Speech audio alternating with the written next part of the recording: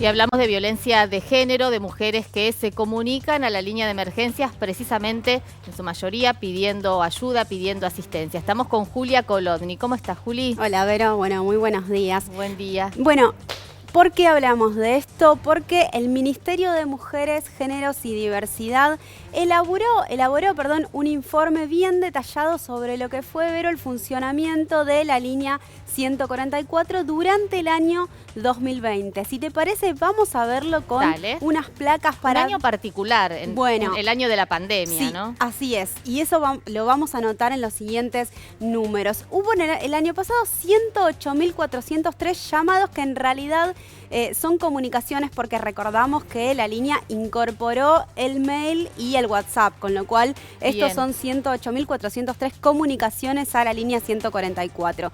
De esas comunicaciones, el 90% fue por violencia doméstica, que recordamos es la que se da dentro del núcleo familiar. No necesariamente, esto a veces es un mito, no necesariamente dentro de la casa, sí dentro de los vínculos más cercanos a las personas que están en situación de violencia. ¿Qué tipos de violencia fueron las que se denunciaron o las que se pidió ayuda? Bueno, el 95% por violencia psicológica.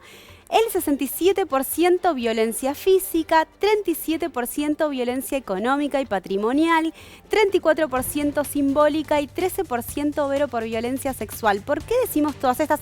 Obviamente que no es una exclusivamente, ¿no? Sino que se superponen. Sí, se dan combinadas. Exactamente. Muchas veces es física y psicológica. Y no siempre es tan claro cuál es, ¿no? No es que están partimentadas, sino que, bueno, es un entramado de violencias. ¿Por qué es necesario, bueno, ponerles nombre? Porque muchas veces estas violencias están todavía hoy invisibilizadas. Bueno, ¿no? La psicológica es la que se suele, ¿no? Que está más naturalizada. Sí, totalmente. Incluso no solo la psicológica, también la violencia económica, ¿no? Muchas veces pasa, no sé, la tenemos más naturalizada y reconocemos más fácilmente, obvio, la violencia física. Sin embargo, hay un entramado que sostiene, ¿no? Este sistema al que le llamamos machismo. Sí, muchas veces la violencia física empieza con violencia psicológica o violencia económica y deriva. Exactamente. ¿Y por qué es necesario también reconocer este tipo de violencias? No solo para quien está en situación de violencia, sino para quien uno está cerca de alguien que está en situación de violencia. Bueno, es necesario reconocerlas porque muchas veces estas se van dando de manera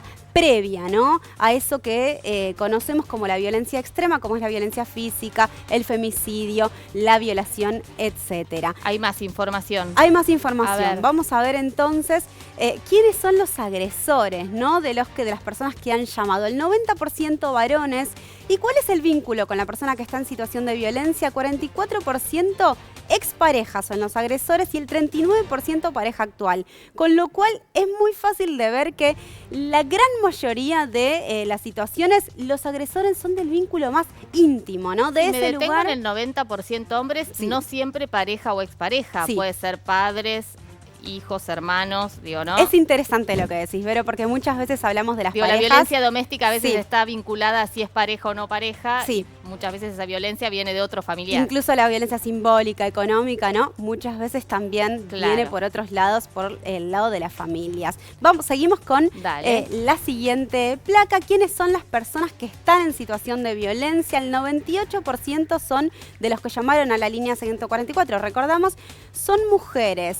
¿Quiénes? Entre ellas el 63% tienen entre 15 y 44 años. Esto es un dato interesante. Quizás tenga que ver también con que quienes tienen más acceso, ¿no? A la línea 144, más conocimiento, más información sobre el WhatsApp, el mail y la línea telefónica, bueno, hay algo generacional en esto, ¿no? Habría que ver si tiene que ver con la violencia o si tiene que ver con el acceso a esto, ¿no? A las líneas, a las herramientas de denuncia. Exactamente. El 2% eran mujeres o personas embarazadas y el 3% en personas con alguna discapacidad. Esto tiene que ver con quiénes eran las personas que llamaron, tanto quienes están en situación de violencia como quienes están solicitando ayuda. Y por último, Vero, vamos a ver esto que decías vos recién. El año 2020 tuvo la particularidad que seguimos viviendo. Subieron todas las... De la pandemia. Exactamente. ¿Qué pasó con el aislamiento social preventivo y obligatorio? Primero el ASPO, después el DISPO. Bueno,